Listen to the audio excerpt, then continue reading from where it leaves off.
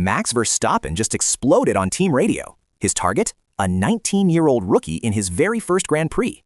Verstappen accused Arvid Lindblad of brake-checking him in the pit lane, screaming, "That idiot just brake-tested me." Here's what happened in F1 in the last 24 hours. The stewards took no action on the incident, but Lindblad wasn't backing down. The teenager told media, "I'm here to fight." Verstappen later passed him after the restart, but the rookie held his ground for most of the stint. A new rivalry? Watch this space. Charles Leclerc says the new racing feels artificial. In his words, before it was about who was bravest braking late. Now there's more of a strategic mind behind every move. Lando Norris agrees, calling the overtakes a result of battery swings, not driver skill. But here's the counter-argument. Melbourne delivered 120 overtakes. Last year, just 45. That's nearly 3 times the action.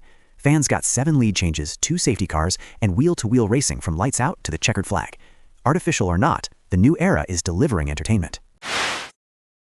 Liam Lawson says Sergio Perez raced him like it was for the World Championship. The Racing Bulls driver and the Cadillac veteran went wheel-to-wheel multiple times in Melbourne, and Lawson didn't hold back. In his words, it was pretty bitter racing from his side.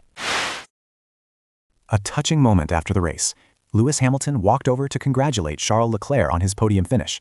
The 7-time champion, who finished just half a second behind his teammate, showed nothing but class. Ferrari may have lost the race, but this partnership is building something. Franco Colapinto saved himself from a massive crash at the start. When the lights went out, Liam Lawson's car went into anti-stall and barely moved. Colapinto, starting right behind, had milliseconds to react.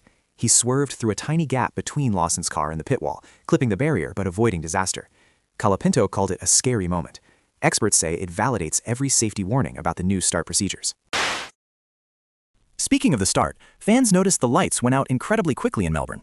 The new start procedure, designed to give drivers time to spool their turbos, still caught several drivers off guard. It was the most upvoted post on Reddit yesterday, with over 16,000 likes. The 2026 start sequence is clearly going to take some getting used to. McLaren boss Andrea Stella is not happy with Mercedes. The team principal says McLaren isn't getting enough information about the power unit from their engine supplier. When your customer team finishes 5th while you finish 1st and 2nd, tensions are going to rise. Off the track, a bombshell. Toto Wolff is bidding to buy a stake in Alpine. The Mercedes boss wants to acquire Otro Capital's 24% share, valued at around £450 million. That puts him in direct competition with Christian Horner, who's been chasing the same stake for months. The Wolff versus Horner rivalry just found a new battleground. And F1 may not wait long to tweak the 2026 rules. Reports suggest changes could come as early as round 3. After Melbourne exposed energy management chaos, closing speed dangers, and start procedure issues, the FIA is under pressure to act fast. The sport's own boss admitted the rules need work. Lando Norris says Ferrari have the best car on the grid. The defending champion called their cornering speeds unbelievable and admitted McLaren have work to do.